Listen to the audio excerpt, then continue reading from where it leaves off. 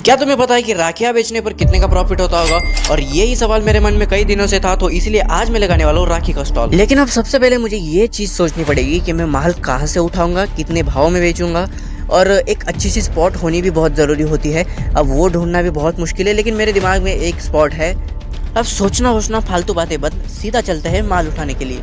अब ले ली मैंने अपनी बाइक की चाबी और एक फटाफट से ट्रांजिशन, और आ चुका हूँ मैं एक होलसेल की राखियों की दुकान के अंदर। अब यहाँ पर इतनी सारी राखियाँ देखकर तो भाई साहब मैं थोड़ा कंफ्यूज हो ही चुका हूँ कि अगर मैं जो चॉइस लूंगा अब वो ग्राहक को पसंद आएगी या फिर नहीं आएगी। तो इसलिए मैं बहुत जल्दी से अच्छी अच्छी राखियाँ उठा लेता हूँ। यहाँ पर राखियाँ तो कलेक्ट हो चुकी है, बिलिंग भी हो चुकी है, और अब मैं सीधा निकलता हूँ मेरी खुद की शॉपिंग के लिए, क्योंकि मुझे लेना था एक मस्त वाला परफ्यूम तो अब ले लिया है क्योंकि गर्मी बहुत है, तो फ्रूटी पी ली। और अब निकलते हैं अपनी पूरी की पूरी 100 डजन राखियों के साथ अपने स्पॉट पर। और जो स्पॉट मैंने डिसाइड किया है वो है हमारा गांव में तो आ चुका हूँ, लेकिन सोचा स्टॉल लगाने से पहले तुम लोगों को मेरा परफ्यूम दिखा दूं।